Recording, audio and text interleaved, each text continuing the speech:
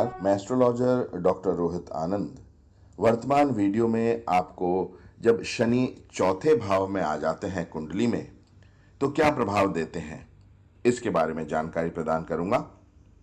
तो चौथा भाव किसका होता है, आप सभी जानते हैं कि चौथा भाव माता का होता है,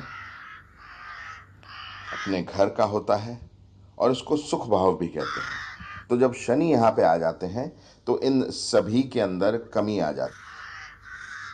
शनि यहाँ पे बैठकर सुख को नष्ट कर देते हैं। ऐसा जातक मातृहीन एवं भवनहीन माना गया है।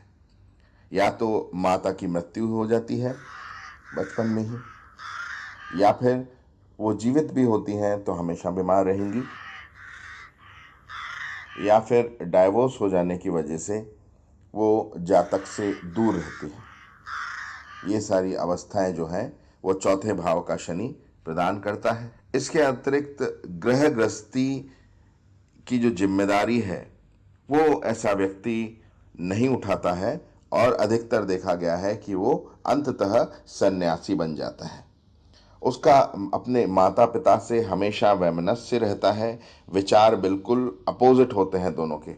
जो माता पिता कहते हैं उसके अपोजिट ये व्यक्ति कार्य करता है, या इसके खुद के विचार बिल्कुल अपोजिट होते हैं, उल्टे होते हैं माता पिता से।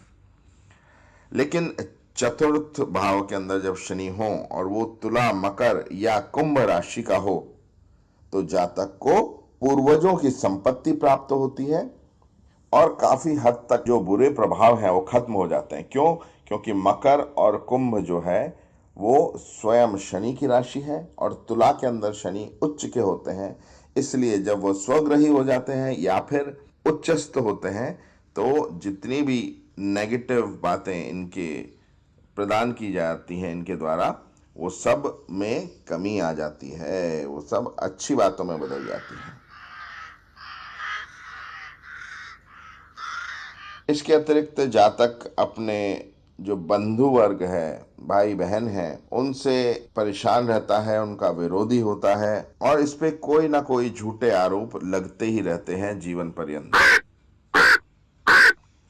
ऐसा व्यक्ति पित्त तथा वायु विकार से भी ग्रस्त रहता है। शनि जिनके चौथे भाव में है, उनके माता की मृत्यु प्राय यह देखा गया है कि उनके पिता से पूर्व ही हो जाती है। मेष, वृष, सिंह, तुला, धनु, वृश्चिक, मीन और मिथुन वालों को सरकारी सेवाएं प्रदान करते हैं शनि। जातक को वैज्ञानिक विषयों में भी रुचि रहती है और व्यापार के प्रारंभ में अनेक घोर संकट ऐसे जातकों के जीवन में आते हैं। इसके अतिरिक्त 36वें तथा 56वें वर्ष में उनको उत्तम फल प्राप्त होते हैं। That means the age of 36 and 56 would prove to be the golden period of their life.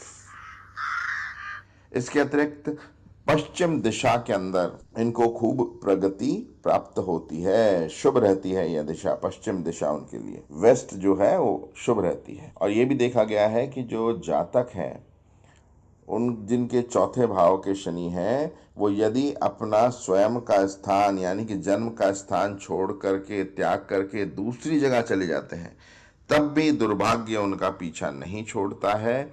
और जो नेगेटिव बातें हैं चौथे भाव से, यानी कि माता का ना होना, घर विहीन होना, खुद का मकान ना होना, ये सारी बातें देखी गई हैं। और सुख विहीन होना, हमेशा अशांति रहना दिमाग में, ये सारी बातें जो हैं देखी गई हैं।